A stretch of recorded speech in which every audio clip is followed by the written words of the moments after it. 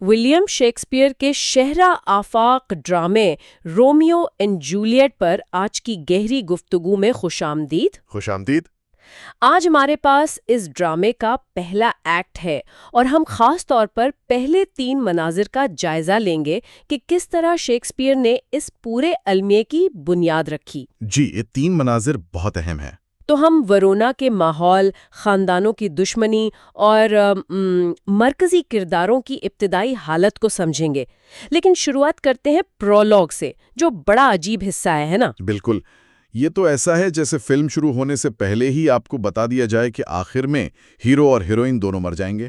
تو پھر دیکھنے کا مزہ ہی ختم ہو جاتا ہے؟ نہیں، مزہ ختم نہیں ہوتا بلکہ بدل جاتا ہے۔ شیکسپیئر آپ کا دھیان کیا ہوگا سے ہٹا کر یہ سب کیسے ہوگا پر لگا دیتا ہے۔ اچھا۔ اب آپ ایک تماشائی ہیں جو سب کچھ جانتے ہیں اور کرداروں کو بے بسی سے ان کے انجام کی طرف بڑھتے ہوئے دیکھتے ہیں۔ یہ ایک طرح سے تقدیر کا تماشا ہے۔ تقدیر کا تماشا، واہ! تو پرولوگ ہمیں بتاتا ہے کہ جگہ خوبصورت ویرونا ہے اور 2 خاندانوں میں قدیم رنجش ہے۔ جی، لیکن پھر وہ محبت کرنے والوں کو ایک بہت خاص نام دیتا ہے، سٹار کراسڈ لورز، یعنی ستاروں کے مارے 2 محبت کرنے والے۔ اس کا کیا مطلب ہے؟ دیکھیں، آج ہمیں یہ ایک شاعرانہ بات لگتی ہے، لیکن شیکسپیئر کے زمانے میں ستاروں اور قسمت پر بہت پختہ یقین تھا۔ صحیح۔ سٹار کراسڈ کا مطلب ہے کہ ان کی قسمت ان کے ستارے ہی منحوس تھے، ان کی محبت کا انجام آسمانوں پر لکھا جا چکا ہے۔ یعنی یہ صرف خاندانی دشمنی نہیں تھی؟ نہیں، یہ اس سے کہیں بڑا معاملہ تھا۔ یہ کائنات کی طاقتوں کے سامنے انسان کی بے بسی کی کہانی بن جاتی ہے۔ اور اسی بے بسی کا پہلا منظر ہمیں ویرونا کی سڑکوں پر نظر آتا ہے۔ لیکن شیکسپیئر کہانی رومیو یا جولیٹ سے نہیں بلکہ 2 نوکروں سے شروع کرتا ہے۔ یہ تھوڑا عجیب نہیں؟ نہیں، یہ ایک ماسٹر اسٹروک ہے۔ اگر کہانی لارڈ مونٹیگیو اور لارڈ کیپولیٹ سے شروع ہوتی تو ہمیں لگتا کہ یہ صرف امیروں کا جھگڑا ہے۔ اچھا۔ لیکن جب ہم دیکھتے ہیں کہ نوکر بھی ایک دوسرے کو مارنے پر تلے ہیں تو اندازہ ہوتا ہے کہ یہ نفرت کوئی ذاتی نہیں بلکہ ایک سماجی بیماری ہے۔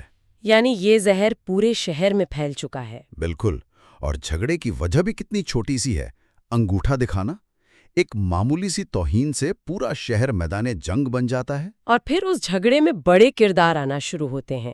پہلے بینولی، جو امن قائم کرنے کی کوشش کرتا ہے۔ جی، بینولی کا نام ہی بینیولنٹ یعنی نیک نیت سے ہے، وہ صلح پسند ہے۔ لیکن پھر ٹائبلٹ آ جاتا ہے اور سارا ماحول بدل دیتا ہے۔ ٹائبلٹ تو چلتی پھرتی نفرت ہے۔ وہ بینولی سے کہتا ہے، کیا تلوار نکالی اور امن کی بات کرتے ہو؟ ہاں، وہ کہتا ہے مجھے اس لفظ سے اتنی ہی نفرت ہے جتنی جہنم سے اور تمام مونٹیگیوز سے۔ بالکل، اس ایک جملے سے اس کا پورا کردار سمجھ آ جاتا ہے۔ اس کے لیے نفرت ہی اس کی پہچان ہے۔ اور پھر تو خاندان کے بزرگ بھی آ جاتے ہیں اپنی تلواریں لے کر۔ ایک افراتفری کا عالم ہے۔ جی، تبھی شہر کے حاکم پرنس ایسکلس کو آنا پڑتا ہے۔ اس کے آنے سے کیا بدلتا ہے؟ اس کے آنے سے کہانی کا داؤ بہت اونچا ہو جاتا ہے۔ وہ کہتا ہے یہ تیسری بار ہے کہ شہر کا امن خراب ہوا ہے۔ اور پھر وہ اپنا فیصلہ سناتا ہے۔ جی، وہ فیصلہ جو پورے ڈرامے پر ایک تلوار کی طرح لٹکتا ہے۔ وہ کہتا ہے اگر تم نے دوبارہ خلل ڈالا تو تمہاری جانیں قیمت چکائیں گی۔ یعنی سزائے موت۔ بالکل، اب یہ صرف خاندانی جھگڑا نہیں رہا، اب یہ زندگی اور موت کا کھیل بن گیا ہے۔ تو اس پورے ہنگامے کے بعد ہمیں اپنے ہیرو کا خیال آتا ہے۔ رومیو اس لڑائی میں کہیں نہیں تھا۔ جی، وہ غائب تھا۔ اس کے والدین پریشان ہیں۔ وہ کہتے ہیں کہ وہ آج کل بہت اداس ہے، اپنے کمرے میں مصنوعی رات بنا کر چھپا رہتا ہے۔ کیا ہوا ہے اسے؟ جب بینولی اس سے پوچھتا ہے تو رومیو کی باتیں اس کی الجھن کو ظاہر کرتی ہیں۔ وہ کہتا ہے، اے جھگڑالو محبت، اے محبت بھری نفرت۔ یہ تو متضاد باتیں ہیں۔ جی، کیونکہ وہ محبت میں ہے لیکن اس کی محبت اسے خوشی نہیں تکلیف دے رہی ہے۔ اور اس کی وجہ؟ وہ روزیلن نامی ایک لڑکی سے محبت کرتا ہے جس نے کبھی محبت نہ کرنے کی قسم کھائی ہے۔ تو ایک طرح سے رومیو محبت کے خیال سے محبت کر رہا ہے۔ مطلب وہ 16ویں صدی کا وہ نوجوان ہے جو ایک ایسی لڑکی کے لیے اداس ہے جس سے اس کا رشتہ کبھی شروع ہی نہیں ہوا۔ بالکل، یہی چیز اسے ناپختہ بھی دکھاتی ہے۔ وہ اس وقت جذبات کا ایک مجموعہ ہے، حقیقت سے دور۔ صحیح۔ اور یہی چیز اسے اس بڑی تبدیلی کے لیے تیار کرتی ہے جو جولیٹ کی شکل میں آنے والی ہے۔ تو ایک طرف رومیو اپنی ہی دنیا میں گم ہے اور دوسری طرف کیپولیٹ خاندان میں ایک بالکل مختلف قسم کی محبت کی بات ہو رہی ہے۔ جی، دوسرا منظر کاؤنٹ پیرس کے ساتھ شروع ہوتا ہے، جو جولیٹ کا ہاتھ مانگنے آیا ہے۔ اور لارڈ کیپولیٹ کا جواب بڑا دلچسپ ہے۔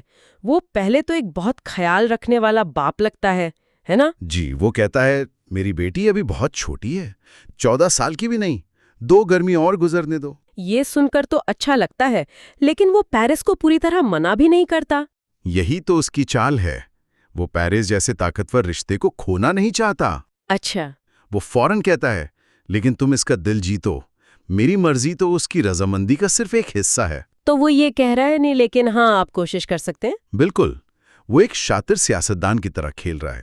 بظاہر وہ جولیٹ کو انتخاب دے رہا ہے، لیکن اصل میں اس پر دباؤ ڈال رہا ہے۔ اور پھر اسی منظر میں قسمت اپنا کھیل کھیلتی ہے۔ جی، جب لارڈ کیپولیٹ اپنے ایک ان پڑھ نوکر کو مہمانوں کی فہرست دیتا ہے۔ یہ کہانی کا ایک بہت بڑا موڑ ہے جو ایک چھوٹے سے اتفاق پر منحصر ہے۔ بالکل، اگر وہ نوکر پڑھنا جانتا تو شاید یہ کہانی ہوتی ہی نہیں۔ یہ تقدیر ہے، ایک معمولی سی بات پورے المیے کا راستہ کھول دیتی ہے۔ اور وہ نوکر مدد کے لیے رومیو کے پاس جاتا ہے۔ جی، رومیو فہرست پڑھتا ہے اور دیکھتا ہے کہ اس میں روزالن کا نام ہے۔ بینولیو سے مشورہ دیتا ہے کہ وہ دعوت میں جائے تاکہ دوسری لڑکیوں کو دیکھ کر روزالن کو بھول سکے۔ اور رومیو صرف روزالن کو دیکھنے کی نیت سے جانے پر راضی ہو جاتا ہے، اس بات سے بے خبر کہ وہ اپنے دشمن کے گھر جا رہا ہے۔ اور وہاں اس کی ملاقات اس عورت سے ہوگی جس کے لیے وہ اپنی جان دے دے گا۔ جی، تو ہم نے رومیو سے تو ملاقات کر لی، اب آخر کار کہانی کا رخ جولیٹ کی طرف مڑتا ہے تیسرے منظر میں۔ ہاں، اب ہم جولیٹ کی دنیا میں داخل ہوتے ہیں اور اس کی دنیا رومیو سے بہت مختلف ہے۔ کیسے؟ رومیو باہر کی دنیا میں ہے، دوستوں کے ساتھ۔ جولیٹ کی دنیا اس کے گھر تک محدود ہے، جہاں اس پر 2 عورتوں کا اثر ہے، اس کی ماں اور اس کی نرس۔ اور اس کی ماں لیڈی کیپولیٹ سیدھا مدے پر آتی ہے، وہ جولیٹ سے شادی کی بات کرتی ہے۔ جی، اور وہ دباؤ ڈالتی ہے کہ ویرونا میں تم سے کم عمر لڑکیاں مائیں بن چکی ہیں۔ کلاسک والدین کا حربہ۔ بالکل۔ لیکن اس دباؤ کے جواب میں جولیٹ کا رد عمل کمال کا ہے۔ وہ کیا کہتی ہے؟ وہ کہتی ہے یہ ایک ایسا اعزاز ہے جس کا میں خواب نہیں دیکھتی۔ واہ، یہ تو بہت ذہین جواب ہے۔ اس نے نافرمانی بھی نہیں کی اور اپنی بات بھی کہہ دی۔ جی بالکل، وہ اپنی ماں کو بتا رہی ہے کہ شادی اس کی خواہشات کا حصہ نہیں ہے۔ لیکن پھر اس کی ماں زور دیتی ہے کہ وہ دعوت میں پیرس کو دیکھے اور اسے پسند کرنے کی کوشش کرے۔ اور وہ مان جاتی ہے، لیکن اس کے ماننے کا انداز دیکھیں۔ وہ کیا کہتی ہے؟ وہ کہتی ہے میں دیکھنے پر پسند کرنے کی کوشش کروں گی، لیکن میری نظر اس سے زیادہ گہری نہیں جائے گی جتنی آپ کی رضامندی اسے طاقت دے۔ اچھا۔ یعنی وہ کہہ رہی ہے کہ میں کوشش کروں گی لیکن پسند کرنے کی گارنٹی نہیں، اور میں آپ کی مرضی سے آگے نہیں جاؤں گی۔ وہ رومیو کی طرح جذباتی نہیں، بہت سوچی سمجھی ہے۔ تو ہمارے دونوں مرکزی کردار ملنے سے پہلے ایک دوسرے سے کتنے مختلف ہیں۔ بالکل، رومیو جذبات کے سمندر میں ہے اور جولیٹ حقیقت کی زمین پر کھڑی ہے۔ اور یہی چیز ان کی ملاقات کو اتنا دھماکہ خیز بنائے گی۔ جی، جب یہ 2 مختلف دنیایں ٹکرائیں گی تو دونوں ہمیشہ کے لیے بدل جائیں گے۔ تو آئیے اب تک کی کہانی کو سمیٹتے ہیں۔ ہمارے پاس ایک شہر ہے جو نفرت کی آگ میں جل رہا ہے، اور اس آگ کو مزید بھڑکانے پر اب سزائے موت کا حکم ہے۔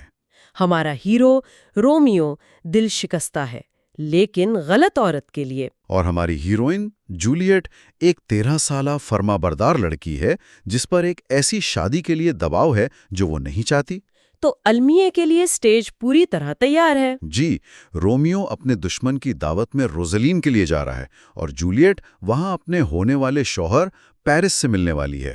ان کی دنیایں بس ٹکرانے ہی والی ہیں اور وہ اس سے بالکل بے خبر ہیں۔ اور ہم یعنی ناظرین سب کچھ جانتے ہیں، ہم جانتے ہیں کہ ان کا انجام کیا ہوگا۔ یہی شیکسپیئر کا کمال ہے۔ یہ وہ رات ہے جب قسمت اپنا کھیل شروع کرتی ہے۔ بالکل، ایک پارٹی، 2 دشمن خاندانوں کے بچے اور ایک ایسی چنگاری جو پورے شہر کو خیر جلا سکتی ہے۔ اچھا، پچھلی بار ہم نے دیکھا تھا کہ ویرونا کی گلیوں میں نفرت کیسی پھیلی ہوئی ہے، اور ہمارا ہیرو رومیو وہ روزلن کے یک طرفہ عشق میں بالکل ٹوٹا ہوا ہے۔ ہاں، اور اس کے دوست اسے اس حال سے نکالنے کی کوشش میں ہیں۔ اور ان کا حل کیا ہے؟ حل یہ ہے کہ چلو دشمن کی پارٹی میں چلتے ہیں۔ یہ تو بہت ہی عجیب منصوبہ ہے نا؟ تو آئیے دیکھتے ہیں کہ اس رات کیپولیٹ خاندان کی تقریب میں آخر ایسا کیا ہوا جس نے کہانی کا رخ ہی موڑ دیا۔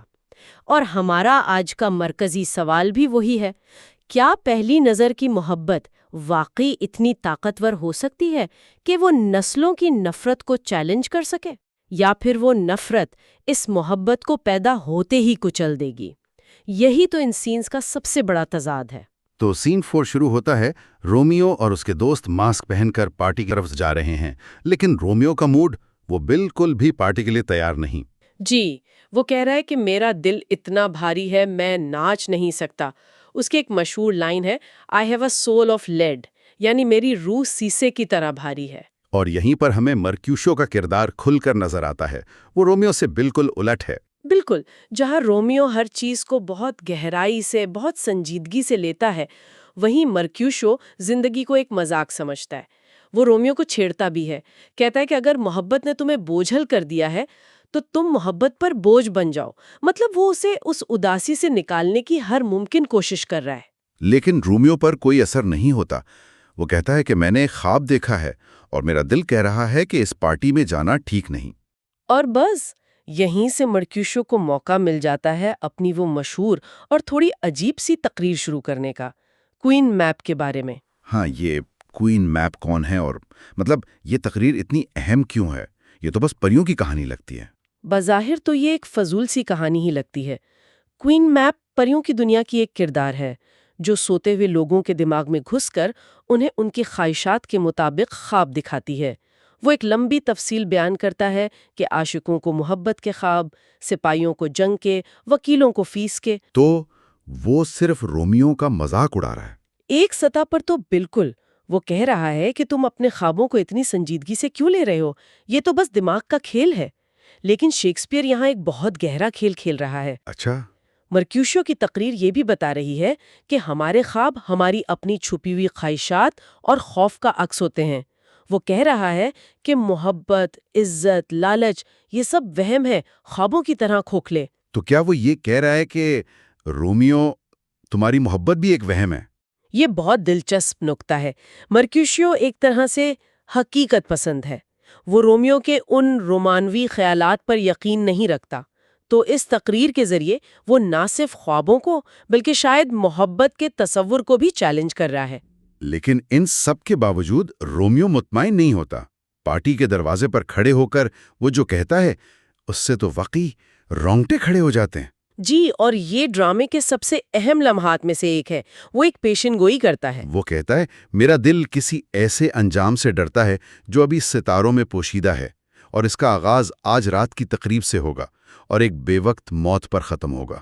بہت خوفناک بات ہے۔ اسے احساس ہے کہ وہ غلط راستے پر جا رہا ہے، کہ کچھ برا ہونے والا ہے۔ یہ تو آنے والی تباہی کا سیدھا سیدھا اشارہ ہے۔ وہ جانتا ہے، پھر بھی وہ اندر چلا جاتا ہے۔ کیوں؟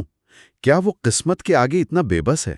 بالکل، وہ خود کو تقدیر کے حوالے کر دیتا ہے۔ وہ کہتا ہے کہ جس کے ہاتھ میں میری زندگی کی پتوار ہے وہی میرے جہاز کو راستہ دکھائے۔ شیکسپیئر ہمیں بار بار یاد دلا رہا ہے کہ یہ کردار ستاروں کے مارے ہوئے ہیں، ان کی قسمت پہلے ہی لکھی جا چکی ہے۔ اور اسی بھاری دل کے ساتھ وہ پارٹی میں داخل ہو جاتے ہیں۔ سین 5 ہمیں سیدھا جشن کے ماحول میں لے جاتا ہے۔ موسیقی، رقص، لارڈ کیپولیٹ ایک بہت ہی زندہ دل میزبان ہیں۔ جی، وہ مہمانوں کا استقبال کر رہے ہیں، اپنے کزن سے پرانی باتیں کر رہے ہیں، ماحول بہت خوشگوار ہے۔ اور شیکسپیئر نے یہ خوشگوار ماحول جان بوجھ کر بنایا ہے، ایک روشن خوشیوں بھری دنیا، تاکہ جب اس میں اندھیرا چھائے تو اس کا اثر اور بھی گہرا ہو۔ اور اسی روشنی کے بیچ وہ لمحہ آتا ہے۔ ہوں۔ رومیو کی نظر جولیٹ پر پڑتی ہے اور بس ایک ہی پل میں روزلین کا سارا غم، ساری محبت، سب کچھ جیسے دھوئیں کی طرح اڑ جاتا ہے۔ وہ اسے دیکھ کر کہتا ہے، اوہ، وہ تو مشالوں کو بھی جلنا سکھا رہی ہے۔ کیا خوبصورت لائن ہے گی! وہ جولیٹ کا موازنہ ایک ایتھیوپیائی کے کان میں لٹکے ہوئے ہیرے سے کرتا ہے، یعنی رات کے اندھیرے میں ایک چمکتا ہوا ہیرا۔ لیکن ایک منٹ، یہاں ایک سوال ہے۔ ابھی تو وہ روزالین کے لیے مر رہا تھا، کیا یہ واقعی محبت ہے؟ یہ تھوڑا عجیب نہیں لگتا کہ وہ اتنی جلدی کسی اور پر مر مٹا؟ یہ بہت اہم سوال ہے اور اس پر صدیوں سے بحث ہو رہی ہے۔ کچھ نقاد کہتے ہیں کہ رومیو ایک غیر سنجیدہ جذباتی نوجوان ہے۔ تو کیا جولیٹ کے لیے اس کی محبت مختلف ہے یا یہ بھی ویسا ہی ہے؟ فرق یہ ہے کہ جولیٹ اس کی محبت کا جواب دیتی ہے۔ روزالین کے ساتھ اس کا رشتہ یک طرفہ تھا، ایک خیالی محبت تھی، لیکن جولیٹ کے ساتھ جو تعلق بنتا ہے وہ فوری ہے اور دو طرفہ ہے۔ جب رومیو کہتا ہے کیا میرے دل نے آج سے پہلے کبھی محبت کی؟ آنکھوں اس سے انکار کر دو کیونکہ میں نے آج رات سے پہلے کبھی سچی خوبصورتی نہیں دیکھی، تو شیکسپیئر ہمیں بتا رہا ہے کہ یہ اس کا پہلا حقیقی تجربہ ہے۔ اچھا، تو جہاں ایک طرف یہ خالص محبت جنم لے رہی ہے، وہیں دوسری طرف خالص نفرت بھی جاگ اٹھتی ہے۔ کہتے ہیں گرم خون ہے اس کے لیے ایک مونٹیگیو کا اس کی چھت کے نیچے ہونا ناقابل برداشت توہین ہے۔ اس کا رد عمل بہت شدید ہے۔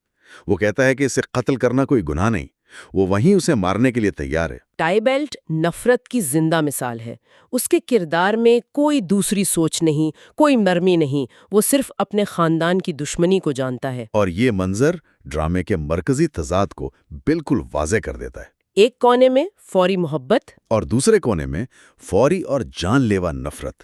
دونوں جذبات ایک ہی چھت کے نیچے ایک ہی لمحے میں انتہا پر ہیں۔ لیکن لارڈ کیپولیٹ جو ایک اچھا میزبان ہے وہ اسے روک دیتا ہے۔ جی، وہ اپنی پارٹی خراب نہیں کرنا چاہتا۔ وہ کہتا ہے کہ میں نے سنا ہے رومیو ایک اچھا لڑکا ہے، تو میری پارٹی میں ہنگامہ نہیں کرو گے۔ وہ ٹائبلٹ پر غصہ بھی کرتا ہے کہ یہاں کا مالک میں ہوں یا تم۔ لارڈ کیپولیٹ کا یہ فیصلہ کہانی میں ایک بہت بڑا موڑ ہے۔ اگر وہ ٹائبلٹ کو نہ روکتا تو شاید رومیو وہیں مارا جاتا اور کہانی ختم ہو جاتی۔ صحیح۔ لیکن اس نے وقتی طور پر تو امن قائم کر لیا، مگر ٹائبلٹ کا غصہ ٹھنڈا نہیں ہوا۔ وہ بدلہ لینے کی قسم کھا کر وہاں سے چلا جاتا ہے۔ وہ کہتا ہے یہ دراندازی جو ابھی میٹھی لگ رہی ہے جلد ہی کڑوے زہر میں بدل جائے گی۔ مستقبل میں آنے والے خون خرابے کا ایک اور اشارہ۔ بالکل۔ تو اس سارے ہنگامے سے بے خبر رومیو جولیٹ کے پاس پہنچ جاتا ہے اور ان کی پہلی گفتگو شروع ہوتی ہے۔ اور یہ کوئی عام بات چیت نہیں ہے۔ نہیں، یہ ایک معجزہ ہے۔ ان کی پوری پہلی گفتگو ایک مکمل شیکسپیرین سونٹ کی شکل میں ہے۔ ایک منٹ، مطلب وہ صرف باتیں نہیں کر رہے، وہ مل کر شاعری کر رہے ہیں پہلی ملاقات میں؟ جی بالکل، وہ ایک دوسرے کے جملے مکمل کر رہے ہیں۔ رومیو بات شروع کرتا ہے، جولیٹ اسی وزن اور قافیے میں جواب دیتی ہے، اور وہ دونوں مل کر ایک مکمل سونٹ تخلیق کرتے ہیں۔ یہ تو کمال ہے۔ رومیو مذہبی زبان استعمال کرتا ہے، خود کو ایک زائر یعنی پلگرم اور جولیٹ کو ایک مقدس مزار یعنی شرائن۔ اور جولیٹ بھی اسی استعارے کو بہت ذہانت سے آگے بڑھاتی ہے۔ وہ کہتی ہے کہ زائرین ہونٹوں سے نہیں، ہاتھوں سے دعا کرتے ہیں۔ یہ صرف فلرٹ نہیں، یہ دماغوں کا ملاپ ہے۔ یہی تو اس کی خوبصورتی ہے۔ شیکسپیئر نے یہاں ایک جادو کیا ہے۔ ان کی پہلی گفتگو کو سونٹ کی شکل دینا یہ بتاتا ہے کہ یہ دونوں روح کے ساتھی ہیں۔ یعنی یہ صرف جسمانی کشش نہیں، یہ ایک گہرا ذہنی اور روحانی تعلق ہے جو پہلی ہی نظر میں قائم ہو گیا ہے۔ اور اس خوبصورت سونٹ کا اختتام ایک بوسے پر ہوتا ہے، لیکن یہ خوشی کا لمحہ بہت مختصر ہوتا ہے۔ جی، جولیٹ کی ماں اسے بلاتی ہے اور رومیو کو پہلی بار شک ہوتا ہے۔ وہ نرس سے پوچھتا ہے کہ اس لڑکی کی ماں کون ہے، اور تب حقیقت کا بم گرتا ہے۔ نرس بتاتی ہے کہ اس کی ماں اس گھر کی مالکن ہے، یعنی وہ ایک کیپلٹ ہے۔ رومیو کے پاؤں تلے سے زمین نکل جاتی ہے۔ اس کے الفاظ ہیں، "O dear account, my life is my foe's debt". اوہ، کیسی بھاری قیمت میری زندگی میرے دشمن کے قرض میں ہے۔ اسے ایک ہی لمحے میں احساس ہو جاتا ہے کہ اس کی پوری ہستی، اس کی محبت اب اس کے سب سے بڑے دشمن کے رحم و کرم پر ہے۔ اور یہی ڈرامہ جولیٹ کے ساتھ بھی ہوتا ہے۔ رومیو کے جانے کے بعد وہ بھی نرس سے اس کا نام پوچھتی ہے، اور جب اسے پتہ چلتا ہے کہ جس سے اس نے ابھی محبت کا اظہار کیا وہ رومیو ہے، ایک مونٹیگیو، تو اس کے منہ سے بھی وہی المناک اور دل دہلا دینے والے الفاظ نکلتے ہیں۔ "My only love spring from my only hate", یعنی میری واحد محبت میری واحد نفرت سے پیدا ہوئی ہے۔ یہ ایک لائن پوری کہانی کا المیہ بیان کر دیتی ہے۔ وہ آگے کہتی ہے، "too early seen unknown and known too late", یعنی اسے بہت جلدی دیکھ لیا جب میں اسے جانتی نہیں تھی، اور بہت دیر سے جانا جب محبت ہو چکی تھی۔ بالکل، اس ایک لمحے میں دونوں کو اپنی ناممکن محبت اور آنے والے خطرات کا اندازہ ہو جاتا ہے۔ یہی وہ لمحہ ہے جو ان کی آنے والی تمام مشکلات اور دکھوں کی بنیاد رکھتا ہے۔ تو ان سب کا کیا مطلب ہے؟ آج کی گفتگو کا خلاصہ کریں تو ایک ہی رات، ایک ہی چھت کے نیچے محبت اور نفرت دونوں جذبات اپنی انتہا کو پہنچے۔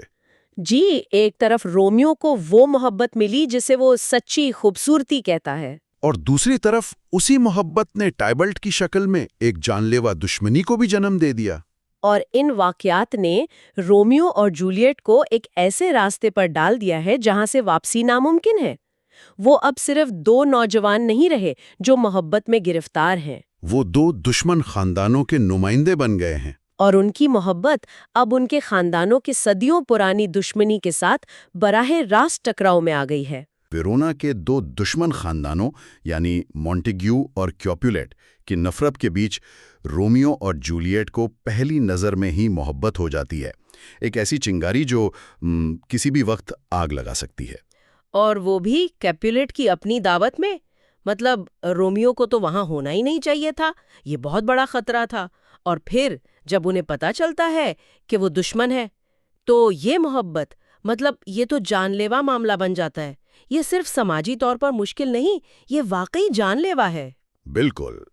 تو آج ہم ایکٹ 2 پر بات کریں گے، اور ہمارا مقصد یہ سمجھنا ہے کہ یہ جو پہلی نظر کی محبت تھی، یہ اتنی جلدی ایک سنجیدہ عہد و پیمان میں کیسے بدل گئی۔ اور اس میں ظاہر ہے وہ دنیا کا سب سے مشہور سین بھی آتا ہے، بالکونی سین۔ جی، بالکونی سین۔ لیکن اس سے پہلے شیکسپیئر نے تمہید میں ہی ہمیں اشارہ دے دیا تھا، ہے نا؟ ہاں، اس نے کہا تھا کہ پرانی خواہش یعنی روزلائن والی محبت اب دم توڑ رہی ہے۔ بالکل، اور ایک نئی محبت جگہ لے رہی ہے، لیکن راستہ بہت مشکل ہے۔ وہ ایک لائن ہے نا، لیکن دونوں کی محبت کو ڈرانے والے کانٹوں سے میٹھا چارہ چرانا ہے۔ یعنی محبت اور خطرہ ساتھ ساتھ، یہ لائن تو پورے ایکٹ کا خلاصہ ہے۔ جی، تو تمہید ہمیں یہی بتاتی ہے کہ رومیو کی روزا لائن کے لیے محبت اب جولیٹ کے سامنے بالکل پھیکی پڑ گئی ہے۔ ہاں، اب یہ دو طرفہ محبت ہے، وہ محبت کرتا ہے اور اسے بھی محبت کی جاتی ہے۔ لیکن یہی تمہید اصل مسئلہ بھی ہمارے سامنے رکھتی ہے۔ لیکن رومیو کو اپنی محبت کا اظہار ایک دشمن سے کرنا ہے، اور جولیٹ کو اس سے محبت کرنی ہے جس سے اسے نفرت کرنا سکھایا گیا ہے۔ ان کے لیے ملنا تقریباً ناممکن ہے۔ شیکسپیئر لکھتا ہے کہ رومیو کے پاس جولیٹ تک پہنچنے کا کوئی راستہ نہیں، اور جولیٹ کے وسائل تو اس سے بھی کم ہیں، وہ تو اپنے گھر میں ایک طرح سے قید ہے۔ پھر بھی تمہید میں ایک امید کی کرن نظر آتی ہے، لیکن جذبہ انہیں طاقت دیتا ہے اور وقت انہیں ملنے کا موقع فراہم کرتا ہے۔ اور یہی طاقت ہمیں فوراً منظر 1 میں نظر آتی ہے۔ دعوت ختم ہو چکی ہے اور رومیو کے دوست بینیولیو اور مرکیوشیو اسے ڈھونڈ رہے ہیں۔ لیکن رومیو کہتا ہے کہ کیا میں آگے جا سکتا ہوں جب میرا دل یہاں ہے؟ جی، اور وہ کیپولیٹ کے باغ کی دیوار پھاند کر اندر چلا جاتا ہے۔ وہ جسمانی طور پر اپنے دوستوں اور اپنی پرانی دنیا کو چھوڑ کر جولیٹ کی دنیا میں قدم رکھ رہا ہے۔ اور اس کے دوستوں کو اس بات کا ذرا بھی اندازہ نہیں۔ بالکل نہیں۔ مرکیوشیو، جو ہمیشہ مذاق کے موڈ میں رہتا ہے، اب بھی یہی سمجھ رہا ہے کہ رومیو روزالائن کے عشق میں دیوانہ ہے۔ وہ تو اس کا مذاق اڑا رہا ہے، روزالائن کی آنکھوں اور ہونٹوں کی قسمیں دے کر اسے بلا رہا ہے۔ یہ بہت دلچسپ ہے کیونکہ اس سے پتہ چلتا ہے کہ رومیو کی دنیا کتنی تیزی سے بدل چکی ہے، جبکہ اس کے دوست پرانی کہانی میں ہی اٹکے ہوئے ہیں۔ ہاں، یہ کچھ ایسا ہے جیسے آپ کا دوست آپ کو آپ کی یونیورسٹی کی کرش کے نام سے چھیڑ رہا ہو، جبکہ آپ کسی اور سے خفیہ طور پر منگنی کر چکے ہوں۔ صحیح۔ رومیو کی دنیا میں جو طوفان آیا ہے، اس کے دوست اس سے بالکل بے خبر ہیں۔ تو رومیو اپنے دوستوں کو جو ابھی تک پرانی محبت کے مذاق میں اٹکے ہیں، پیچھے چھوڑ کر ایک نئی حقیقت کی طرف دیوار باندھ رہا ہے۔ اور وہ حقیقت اسے سیدھا کیپولیٹ کے باغ میں لے جاتی ہے، جہاں تاریخ کا سب سے مشہور منظر ہونے والا ہے۔ اور یہاں شیکسپیئر ڈرامائی ستم ظریفی یعنی ڈرامیٹک آئرنی کا بہت کمال کا استعمال کرتا ہے۔ اچھا، وہ کیسے؟ دیکھیں، ہم یعنی دیکھنے والے جانتے ہیں کہ رومیو وہاں موجود ہے، لیکن اس کے دوست نہیں جانتے، اور پھر اگلے ہی منظر میں ہم جانتے ہیں کہ رومیو جولیٹ کو سن رہا ہے، لیکن جولیٹ اس سے بے خبر ہے۔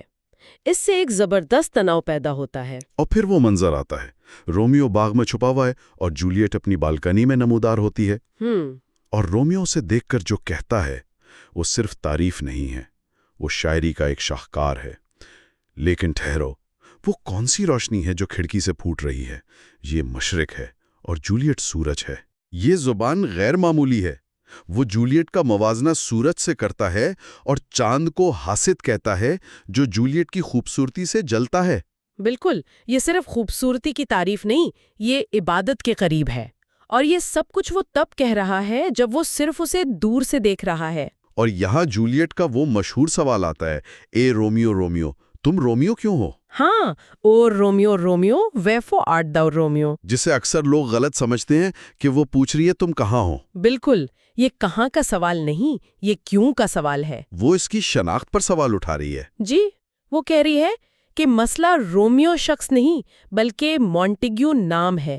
وہ کہتی ہے اپنے باپ سے انکار کر دو اور اپنا نام ترک کر دو۔ یا اگر تم ایسا نہیں کرو گے تو صرف میری محبت کی قسم کھا لو اور میں کیپولیٹ نہیں رہوں گی۔ مطلب وہ اپنا سب کچھ، اپنی پوری شناخت چھوڑنے کو تیار ہے۔ اور پھر وہ نام کے تصور کو ہی چیلنج کر دیتی ہے۔ نام میں کیا رکھا ہے؟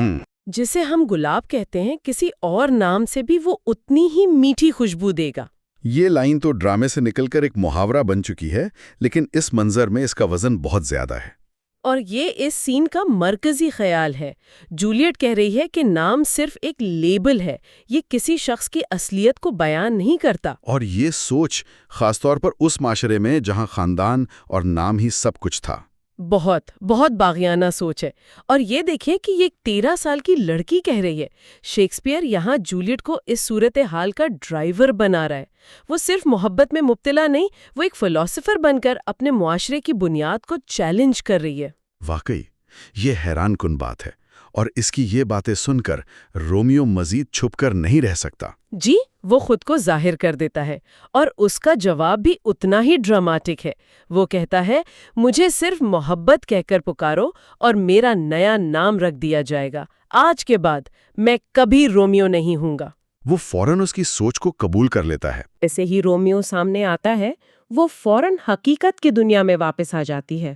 ہاں، اس کا پہلا سوال محبت کے بارے میں نہیں بلکہ خطرے کے بارے میں ہے۔ بالکل، وہ کہتی ہے باغ کی دیواریں اونچی ہیں اور یہ جگہ موت ہے۔ اگر میرے کسی رشتہ دار نے تمہیں یہاں دیکھ لیا۔ یہاں ان دونوں کے کرداروں میں فرق نظر آتا ہے۔ رومیو ایک خالص رومانوی ہے۔ وہ کہتا ہے کہ میں محبت کے ہلکے پروں سے یہ دیواریں پھاند آیا ہوں۔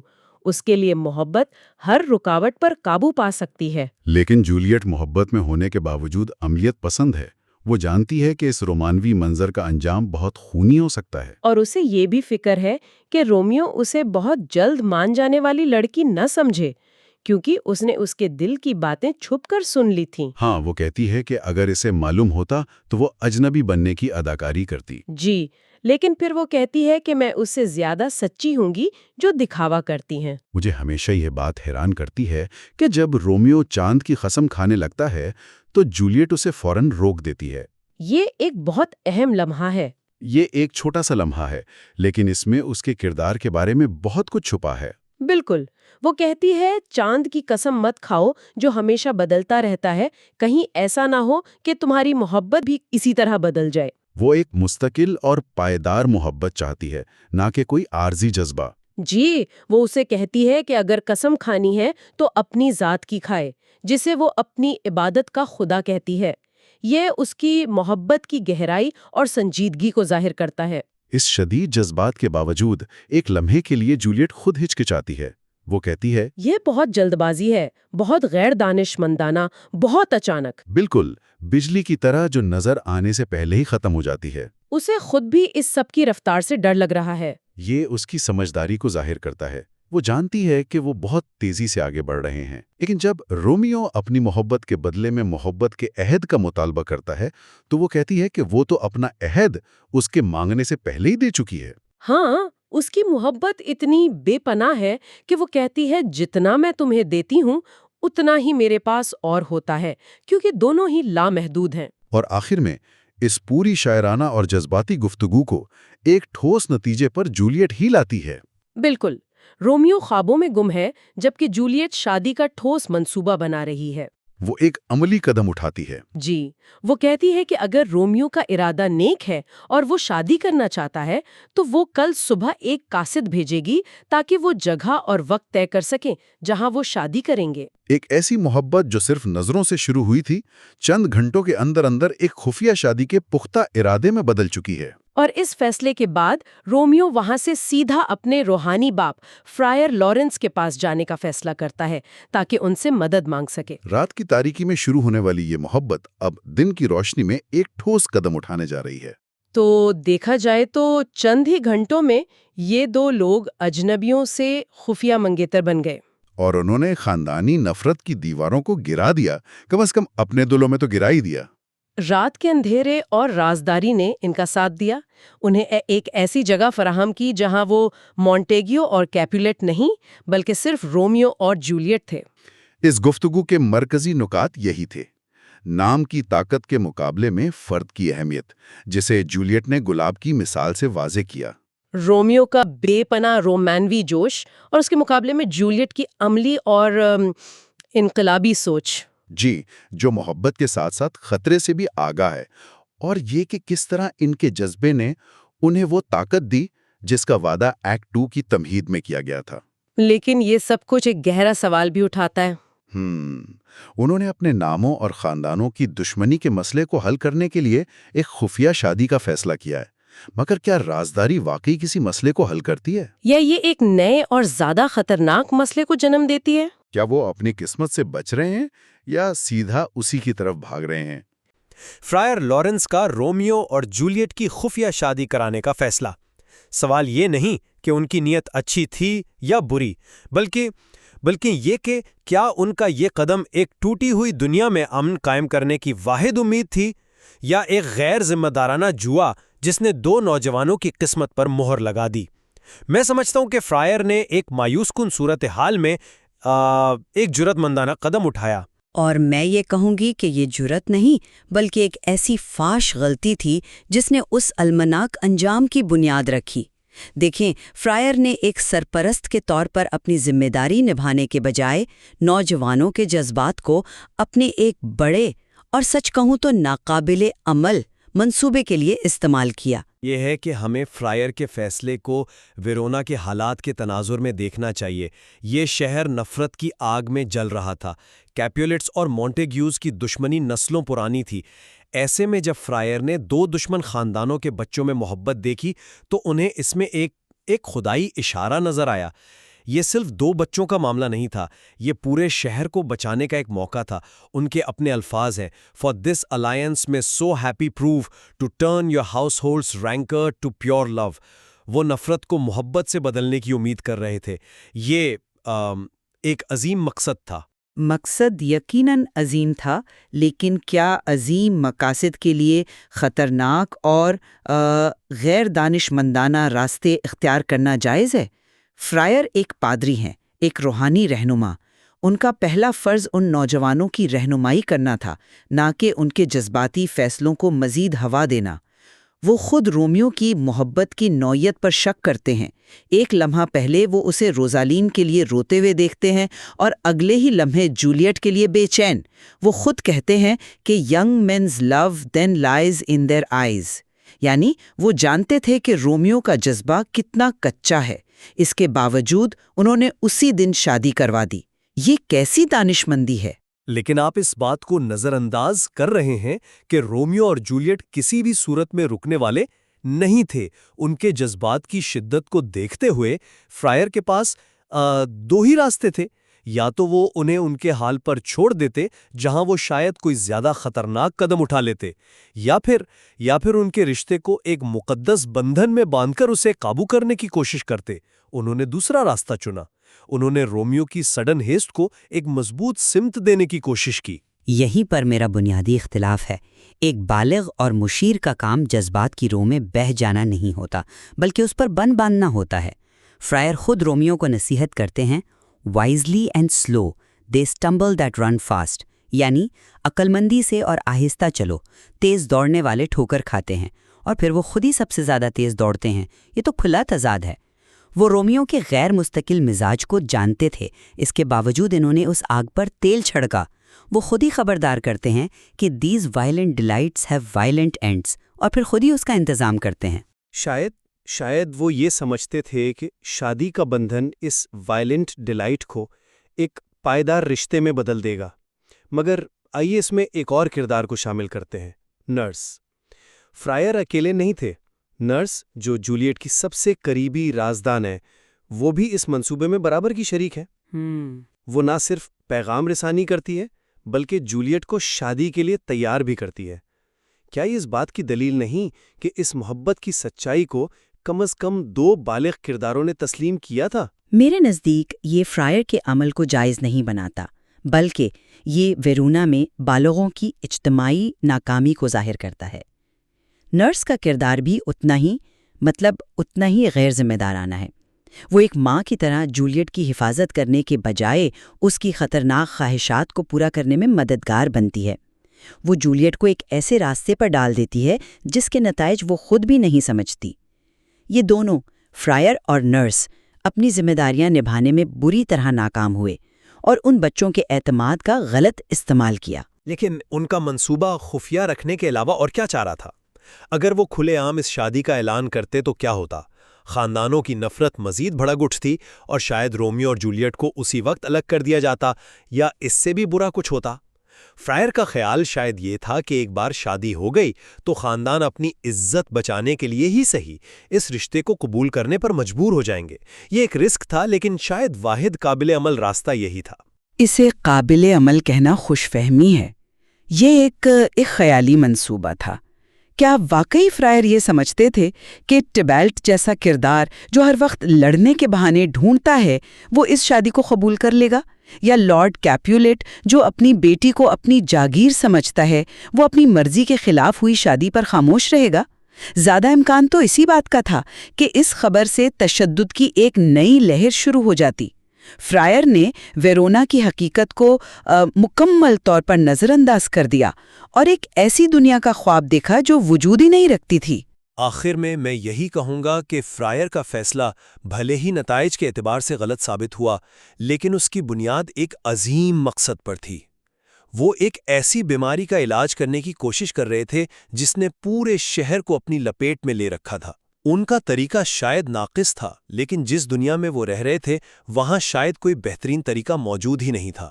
اس کے برعکس میں یہ کہوں گی کہ فرائر کی نیک نیتی ان کے عمل کی سنگینی کو کم نہیں کرتی۔ انہوں نے اپنے علم، اپنے منصب اور ان نوجوانوں کے بھروسے کو ایک ایسے تجربے کے لیے استعمال کیا جس کی ناکامی تقریباً یقینی تھی۔ ان کے فیصلے نے براہ راست اس المیے کی راہ ہموار کی۔ وہ ایک انتباہ ہیں کہ بعض اوقات اچھے ارادے بھی تباہی کا سبب بن سکتے ہیں، خاص طور پر جب ان کے پیچھے دانشمندی نہ ہو۔ آپ کی دلیل سننے کے بعد میں یہ ماننے کو تیار ہوں کہ فرائر نے نوجوانوں کی حفاظت کے پہلو کو شاید نظر انداز کیا، لیکن میں اب بھی سمجھتا ہوں کہ ان کا بنیادی مقصد یعنی امن کا قیام قابل تعریف تھا۔ وہ اس نفرت کے خلاف کھڑے ہونے والے واحد شخص تھے۔ اور میں یہ تسلیم کرتی ہوں کہ ان پر ایک بہت بڑی ذمہ داری تھی، لیکن ان کا کردار ہمیں یہ سکھاتا ہے کہ طاقت اور اختیار کے ساتھ کتنی بڑی ذمہ داری آتی ہے۔ اور یہی شیکسپیئر کی عظمت ہے کہ اس نے ایسے پیچیدہ کردار تخلیق کیے تو صدیوں بعد بھی ہمیں صحیح اور غلط کے بارے میں سوچنے پر مجبور کرتے ہیں۔ ولیم شیکسپیئر کے ڈرامہ رومیو اینڈ جولیٹ میں ایک ایسی دوپہر آتی ہے جو سب کچھ بدل کر رکھ دیتی ہے۔ جی، جہاں محبت کا جو خواب ہے وہ اچانک نفرت کے ایک جہنم میں بدل جاتا ہے۔ بالکل۔ آج ہم ایکٹ 3 کی گہرائیوں میں اتریں گے، خاص طور پر اس کے پہلے 3 سینز کا جائزہ لیں گے جہاں کہانی ایک ایسے موڑ پر آتی ہے جہاں سے واپسی ناممکن ہو جاتی ہے۔ بالکل، یہ ڈرامے کا آپ کہہ سکتی ہیں وہ مرکزی نقطہ ہے جہاں قسمت کا پہیہ پوری رفتار سے گھومتا ہے اور ہر کردار کو اپنے ساتھ بہا لے جاتا ہے۔ آج کی ہماری بات چیت کا مقصد یہی سمجھنا ہے کہ چند گھنٹوں کے واقعات، صرف چند گھنٹے، کیسے دو محبت کرنے والوں کے مستقبل پر ہمیشہ کے لیے مہر لگا دیتے ہیں۔ اور کہانی کو خوشی کے امکان سے ایک گہرے گہرے المیے کی طرف دھکیل دیتے ہیں۔ جی تو چلیں اس گرم دوپہر میں چلتے ہیں جہاں ویرونا کی گلیاں بارود کا ڈھیر بنی ہوئی ہیں اور ایک چنگاری آنے ہی والی ہے۔ اور وہ چنگاری ہے ٹائبالٹ۔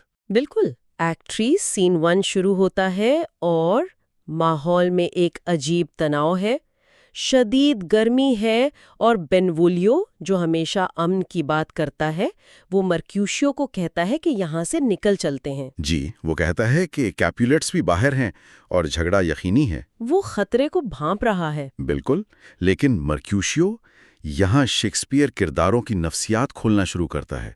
مرکیوشیو جسے ہم اکثر صرف ایک مزاحیہ کردار سمجھتے ہیں، ہے نا؟ جی، ایک مذاق کرنے والا دوست۔ وہ یہاں ایک بہت ہی خطرناک روپ میں سامنے آتا ہے۔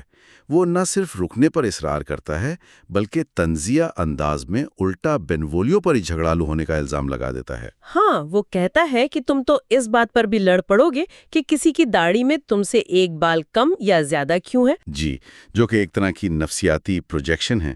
وہ اپنا لڑاکا پن دوسرے پر ڈال رہا ہے۔ یہ ایک دلچسپ نقطہ ہے، لیکن جب ٹیبالٹ آتا ہے تو وہ تو رومیو کو ڈھونڈ رہا ہوتا ہے۔ صحیح۔ تو کیا مرکیوشیو صرف اپنے دوست کا دفاع نہیں کر رہا؟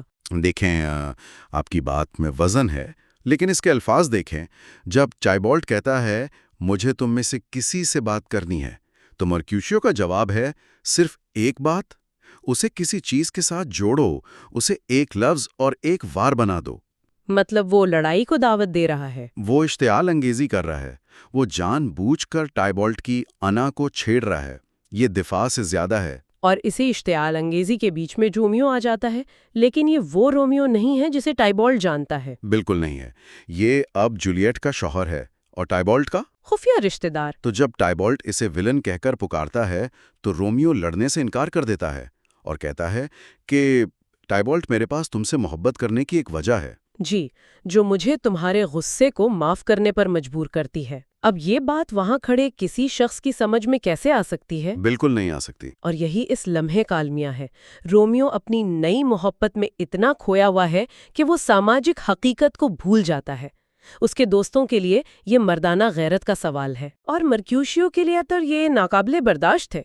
وہ رومیو کے اس رویے کو پرسکون، بے غیرت اور گھٹیا اطاعت سمجھتا ہے، بزدلی سمجھتا ہے، اور اپنے دوست کی اپنی نظر میں عزت بچانے کے لیے خود تلوار نکال لیتا ہے۔ وہ رومیو کی محبت کی نہیں بلکہ اس کی کمزوری کی قیمت چکا رہا ہے۔ اور پھر وہ ناقابل واپسی لمحہ آتا ہے۔ رومیو لڑائی روکنے کی کوشش کرتا ہے۔ جی، وہ ان دونوں کے بیچ میں آ جاتا ہے۔ وہ امن چاہتا ہے، لیکن اسی کوشش کی وجہ سے ٹیبالٹ کو موقع مل جاتا ہے اور وہ رومیو کے بازو کے نیچے سے مرکیوشیو کو جان لیوا زخم پہنچا دیتا ہے۔ یہ شیکسپیئر کی کمال کی ستم ظریفی ہے، یعنی رومیو کا نیک ارادہ ہی سب سے بڑی تباہی کا سبب بنتا ہے۔ مرکیوشیو جب گرتا ہے تو اس کے آخری الفاظ تمہارے دونوں گھرانوں پر وبا نازل ہو، یہ تو پورے ڈرامے کا مرکزی خیال بن جاتے ہیں۔ جی، اور وہ یہ بددعا 3 بار دہراتا ہے۔ یاد رکھیں، وہ نہ مونٹیگیو تھا نہ کیپولیٹ، وہ شہزادے کا رشتہ دار تھا، ایک غیر جانبدار شخص جو اس فضول کی نفرت کی بھیڑ چڑھ گیا۔ اور اس کی موت نے اس جھگڑے کو ذاتی دشمنی سے نکال کر ایک ریاستی جرم بنا دیا۔ مرکیوشیو کی موت رومیو کو اندر سے توڑ دیتی ہے۔ وہ خود کو ذمہ دار ٹھہراتا ہے، کہتا ہے اے پیاری جولیٹ، تمہاری خوبصورتی نے مجھے زنانہ بنا دیا ہے۔ اسے لگتا ہے کہ محبت نے اس سے اس کی مردانگی چھین لی ہے، اور جیسے ہی ٹائبالٹ واپس آتا ہے رومیو کا سارا ضبط وہ ٹوٹ جاتا ہے۔ وہ غصے میں اندھا ہو کر کہتا ہے آگ جیسی آنکھوں والا غصہ اب میرا رہنما بنے گا، اور وہ ٹائبالٹ کو قتل کر دیتا ہے۔ اور جیسے ہی ٹائبالٹ کی لاش زمین پر گرتی ہے رومیو کو ہوش آتا ہے۔ وہ چیختا ہے، اوہ میں قسمت کا کھلونا ہوں۔ اوہ آئی ایم فارچونز فول۔ اب یہاں ایک بہت اہم سوال پیدا ہوتا ہے۔ وہ کیا؟ جب رومیو یہ چلاتا ہے تو کیا وہ واقعی کسی مافوق الفطرت طاقت کا شکار ہے، یا یہ ایک جذباتی نوجوان کا اپنی خوفناک غلطی کی ذمہ داری سے بچنے کا ایک طریقہ ہے؟ واہ! غور کریں، وہ یہ نہیں کہہ رہا کہ مجھ سے غلطی ہو گئی یا میں نے غصے میں یہ کر دیا۔ وہ کہہ رہا ہے قسمت نے مجھ سے یہ کروایا۔ یہ ایک بہت انسانی لیکن بہت ہی تباہ کن نفسیاتی دفاعی حربہ ہے۔ میں نے اسے کبھی اس نظر سے نہیں دیکھا تھا. یہ تو اپنی غلطی کا بوجھ کسی اور پر ڈالنے کے مترادف ہے. بالکل. اور اس کے فوراً بعد شہزادہ آ جاتا ہے اور اپنا فیصلہ سناتا ہے. لیڈی کیپولیٹ انصاف کے نام پر رومیو کی موت مانگتی ہیں. لیکن شہزادہ جس نے خود اپنا رشتہ دار کھویا ہے وہ رومیو کو موت کی سزا دینے کے بجائے ویرونا سے جلا وطن کر دیتا ہے. اور یہی جلا وطنی جسے شہزادہ رحم سمجھتا ہے ان نوجوان محبت کرنے والوں کے لیے موت سے بھی بدتر سزا ثابت ہوتی ہے. جی تو ویرونا کی سڑکوں پر خون بہہ چکا ہے، لیکن اس پورے ہنگامے سے بے خبر جولیٹ اپنے کمرے میں ایک بالکل مختلف حقیقت میں جی رہی ہے. منظر کیپولیٹ کے باغ میں منتقل ہوتا ہے. جولیٹ بے صبری سے رات کا انتظار کر رہی ہے تاکہ رومیو اس سے ملنے آ سکے. اس کی خود کلامی جسے سلولکوی کہتے ہیں محبت اور امید سے بھری ہوئی ہے. دوڑو آگ جیسے قدموں والے گھوڑو. وہ کہتی ہے مجھے میرا رومیو دو، اور جب وہ مر جائے تو اسے لے کر چھوٹے چھوٹے ستاروں میں کاٹ دینا. کتنی عجیب بات ہے کہ وہ محبت کے عروج پر بھی موت کا ذکر کر رہی ہے. یہ شیکسپیئر کی ذہانت ہے.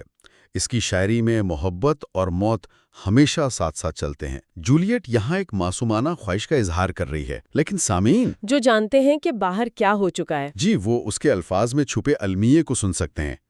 یہ ڈرامائی ستم ظریفی کی انتہا ہے کہ ہم وہ جانتے ہیں جو وہ نہیں جانتی. اور پھر نرس آتی ہے پوری طرح سے حواس باختہ. وہ رو رہی ہے اور صرف اتنا کہہ پاتی ہے وہ مر گیا، وہ مر گیا، وہ مر گیا. اس کے مبہم الفاظ سے جولیٹ کو پہلے یہی لگتا ہے کہ رومیو مارا گیا ہے اور اس کی دنیا ایک لمحے میں تباہ ہو جاتی ہے. شیکسپیئر یہاں جان بوجھ کر معلومات کو آہستہ آہستہ کھولتا ہے تاکہ تناؤ کو بڑھا سکے. بالکل. اور جب جولیٹ کو آخر کار سچائی کا پتہ چلتا ہے کہ رومیو زندہ ہے لیکن اس نے ٹائبالٹ کو قتل کر دیا ہے تو اس کا رد عمل وہ شدید اندرونی کشمکش کا آئینہ دار ہوتا ہے. وہ متضاد الفاظ کا ایک سلسلہ استعمال کرتی ہے. خوبصورت ظالم، فرشتہ نما شیطان. کبوتر کے پروں والا کوا. وہ اس تضاد کو سمجھ نہیں پا رہی کہ جس شخص سے وہ بے پناہ محبت کرتی ہے وہ ایسا خوفناک کام کیسے کر سکتا ہے. یہ وہ لمحہ ہے جو شاید ہم سب کی زندگی میں کبھی نہ کبھی آتا ہے، جب ہمیں احساس ہوتا ہے کہ کوئی شخص جسے ہم مثالی سمجھتے تھے وہ بھی بھیانک غلطیاں بھی کر سکتا ہے. بالکل.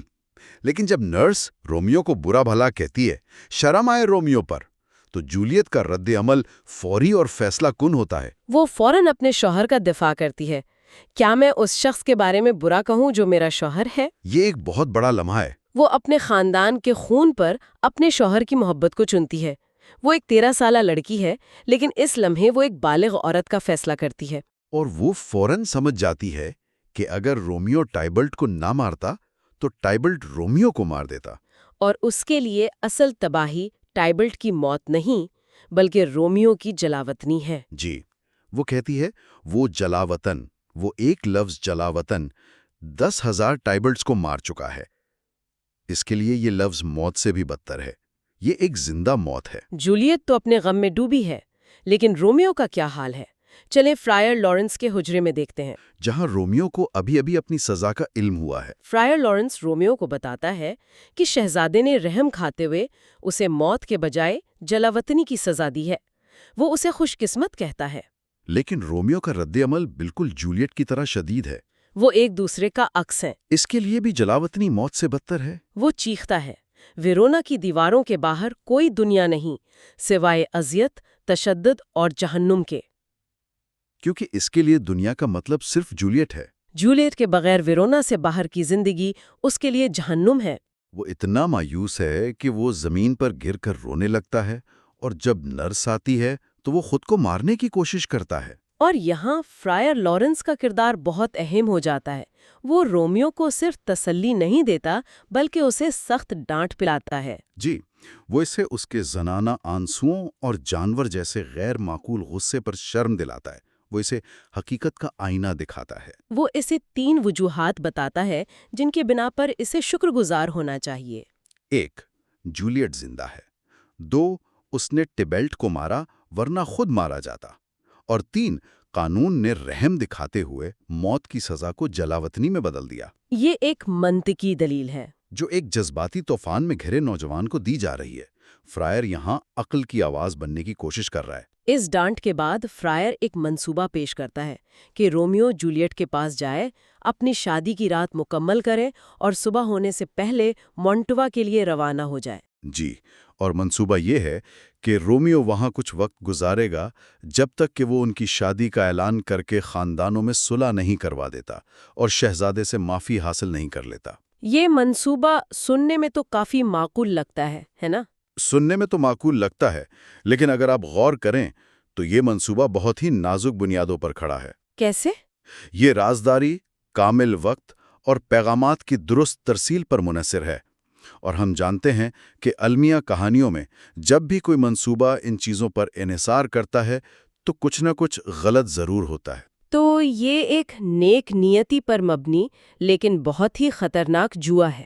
بالکل۔ اور اس مایوسی کے عالم میں امید کی ایک چھوٹی سی کرن نظر آتی ہے جب نرس رومیو کو جولیٹ کی انگوٹھی دیتی ہے۔ وہ انگوٹھی ایک بہت طاقتور علامت ہے۔ وہ صرف ایک زیور نہیں بلکہ جولیٹ کی محبت، اس کی وفاداری اور اس کے انتظار کا ثبوت ہے۔ وہ رومیو کو یاد دلاتی ہے کہ اس کے پاس جینے کے لیے ایک وجہ ہے۔ جی، وہ شخص جو ایک لمحہ پہلے خودکشی کرنے والا تھا اب جولیٹ سے ملنے اور جینے کے لیے تیار ہے۔ وہ کہتا ہے، اس سے میری تسلی کتنی اچھی طرح بحال ہوئی ہے۔ تو خلاصہ یہ ہے کہ ایکٹ 3 کے ان ابتدائی سینز میں کہانی چند ہی گھنٹوں میں آسمان سے زمین پر آ گرتی ہے۔ خوشی غم میں، شادی ماتم میں اور امید مایوسی میں بدل جاتی ہے۔ اور رومیو اور جولیٹ کو ایک ساتھ صرف ایک رات ملتی ہے، لیکن ان کا مستقبل اب تقریباً ناممکن نظر آتا ہے۔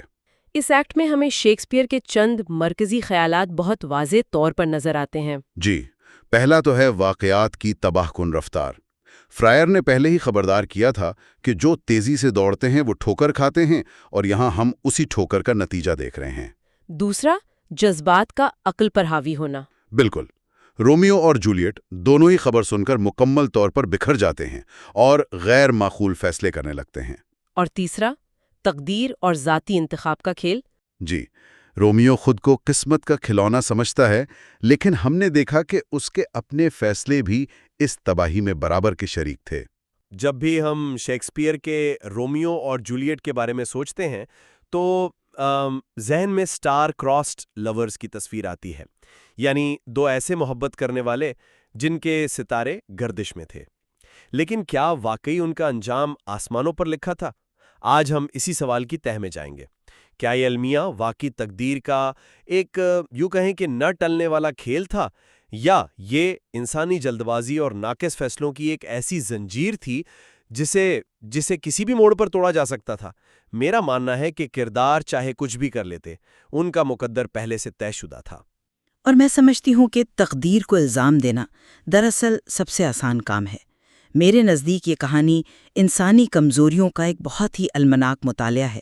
کرداروں نے اصل میں اپنے انجام کی بنیاد خود اپنے ہاتھوں سے رکھی اور پھر اسے ستاروں کا لکھا کہہ کر خود کو تسلی دے دی۔ لیکن آپ اس ڈرامے کے شروع سے ہی تقدیر کے اشاروں کو کیسے نظر انداز کر سکتی ہیں؟ شیکسپیئر خود انہیں ستاروں کے مارے کہتا ہے۔ اچھا، فرائر لارنس کا منصوبہ ہی دیکھ لیں۔ وہ جولیٹ کو پیرس سے شادی کے عذاب سے بچانے کی کوشش کر رہا تھا۔ منصوبہ خطرناک تھا، میں مانتا ہوں، مگر اس وقت وہی واحد راستہ نظر آ رہا تھا۔ جولیٹ ایک ایسی دوا پیتی جو اسے 42 گھنٹوں کے لیے مردہ ظاہر کر دیتی، اور اس دوران رومیو کو خط کے ذریعے اطلاع مل جاتی۔ یہ منصوبہ ناکام ہوا تو اس میں فرائر کا کیا قصور؟ قصور نیت کا نہیں، عمل کا ہے۔ آپ اسے واحد راستہ کہہ رہے ہیں، میں اسے غیر ذمہ دارانہ کہتی ہوں۔ ذرا سوچئے، ایک نوجوان لڑکی کو موت کی نقل کرنے والی دوا دینا اور پھر پورے منصوبے کا دار و مدار صرف ایک خط پر رکھنا، اور وہ بھی ایک ایسے شہر میں جہاں وبا پھیلنے کا خطرہ ہو۔ یہ منصوبہ بندی نہیں، یہ ایک جوا تھا جو فرائر نے ان بچوں کی زندگیوں پر کھیلا۔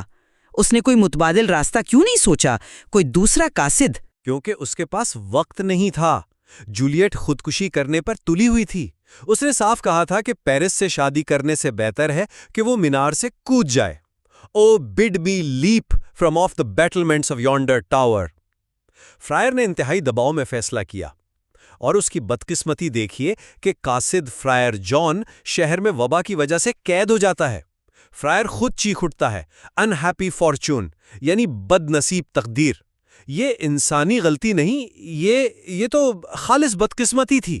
آپ اسے بدقسمتی کہتے ہیں، میں اسے ناقص رسک مینجمنٹ کہتی ہوں۔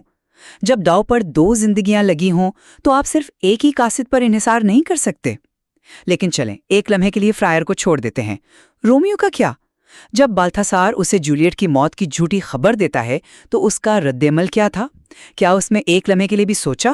اس کا رد عمل ایک ٹوٹے ہوئے عاشق کا ایک فطری رد عمل تھا۔ اس کی دنیا اجڑ گئی تھی۔ اس کا فوراً ویرونا واپس آنا اس کی محبت کی گہرائی کو ظاہر کرتا ہے۔ اس نے ستاروں کو للکارا، I defy you stars۔ یہ اس کی بے بسی تھی، اس کی محبت کی شدت تھی۔ کیا واقعی یہ محبت کی شدت تھی یا بے قابو جلد بازی؟ اسے فرائر پر بھروسہ تھا تو اس نے فرائر سے رابطہ کرنے کی کوشش کیوں نہیں کی؟ ایک لمحے کو بھی نہیں سوچا کہ شاید اس خبر میں کوئی جھول ہو؟ نہیں، وہ سیدھا زہر خریدنے چلا گیا۔ یہی وہ جلد بازی ہے جس نے اسے ٹیبالٹ کا قاتل بنایا تھا، اور یہی جلد بازی اسے اس کی قبر تک لے گئی۔ یہ کردار کی خامی ہے، تقدیر کا لکھا نہیں۔ لیکن مقبرے میں جو کچھ ہوا وہ تو کسی کے اختیار میں نہیں تھا۔ کاؤنٹی پیرس کا وہاں اتفاقاً آ جانا، رومیو کا اس سے لڑنا اور اسے مار دینا، اور پھر رومیو کا زہر پینے کے چند لمحوں بعد جولیٹ کا جاگ اٹھنا، یہ واقعات کی ایسی ترتیب ہے جسے کوئی انسان کنٹرول نہیں کر سکتا تھا۔ یہ تو تقدیر کا آخری اور سب سے ظالمانہ مذاق تھا۔ میں پھر کہوں گی، یہاں بھی انسانی فیصلوں نے بہت اہم کردار ادا کیا۔ جب جولیٹ جاگتی ہے تو فرائر لارنس وہاں موجود ہے، وہ اسے بچا سکتا تھا، لیکن جیسے ہی پہرے داروں کا شور سنائی دیتا ہے وہ بزدلی دکھا کر بھاگ جاتا ہے۔ وہ کہتا ہے I dare no longer stay۔ یہ وہ لمحہ ہے جہاں مجھے ہمیشہ فرائر پر غصہ آتا ہے۔ اس کی ایک لمحے کی ہمت جولیٹ کو بچا سکتی تھی، اور پھر جولیٹ اس کے پاس راہبہ بننے یا کہیں اور زندگی شروع کرنے کا راستہ تھا جو فرائر نے اسے دکھایا، لیکن اس نے کیا کیا؟ اس نے رومیو کا خنجر اٹھایا اور خودکشی کر لی۔ یہ اس کا اپنا فیصلہ تھا، ستاروں کا جبر نہیں۔ اور اس سب کا نتیجہ کیا نکلا؟ 2 خاندانوں کی صدیوں پرانی دشمنی کا خاتمہ۔ ان کے بچوں کی قربانی نے وہ کام کر دیا جو کوئی اور چیز نہ کر سکی۔ پرنس خود کہتا ہے کہ آسمان نے ان کی نفرت کا بدلہ ان کی خوشیوں کو محبت کے ذریعے مار کر لیا ہے۔ See what a scourge is laid upon your hate, that heaven finds means to kill your joys with love۔ تو یہ سانحہ ایک بڑی تبدیلی لانے کے لیے تقدیر کا لکھا ہوا تھا۔ دشمنی کا خاتمہ اس المیے کا نتیجہ ضرور تھا، لیکن یہ اسے تقدیر کا لکھا ثابت نہیں کرتا۔ یہ تو صرف اس بات پر زور دیتا ہے کہ انسانی نفرت اور بے وقوفی کی قیمت کتنی بھیانک ہو سکتی ہے۔ شاید شیکسپیئر ہمیں یہی دکھانا چاہتا تھا کہ ہم اپنے غلط فیصلوں کے نتائج کو تقدیر کا نام دے کر خود کو بری ذمہ قرار دے دیتے ہیں۔ ان کرداروں نے اپنی جلد بازی اور عدم برداشت کی قیمت ادا کی۔ ستاروں نے ان کے لیے کوئی منصوبہ نہیں بنایا تھا۔ تو خلاصہ یہ ہے کہ میرے نزدیک رومیو اور جولیٹ کی کہانی تقدیر کے ہاتھوں میں کٹ پتلیوں کی کہانی ہے۔ خط کا نہ پہنچنا، خبر کا غلط وقت پر آنا اور مقبرے میں واقعات کا تسلسل، یہ سب ثابت کرتا ہے کہ ان کی قسمت میں یہی لکھا تھا۔ وہ اس جال سے نہیں نکل سکتے تھے، چاہے کتنی ہی کوشش کرتے۔ اور میرے خیال میں یہ کہانی ہمیں یہ سکھاتی ہے کہ تقدیر اکثر ہمارے اپنے فیصلوں کا ہی دوسرا نام ہوتی ہے۔ فرائر کی لاپرواہی، رومیو کی جلد بازی اور جولیٹ کی مایوسی، یہ سب انسانی انتخاب تھے۔ ہر قدم پر ایک بہتر راستہ ممکن تھا، لیکن انہوں نے وہ راستہ نہیں چنا۔ وہ ستاروں کے نہیں، اپنی ہی شخصیت کے قیدی تھے۔ شاید اس کہانی کی اصل خوبصورتی اسی میں ہے کہ یہ ہمیں مجبور کرتی ہے کہ ہم اپنی زندگیوں میں تقدیر اور تدبیر کی اس کشمکش پر غور کریں۔ یہ بحث آج بھی اتنی ہی زندہ ہے جتنی شیکسپیئر کے زمانے میں تھی۔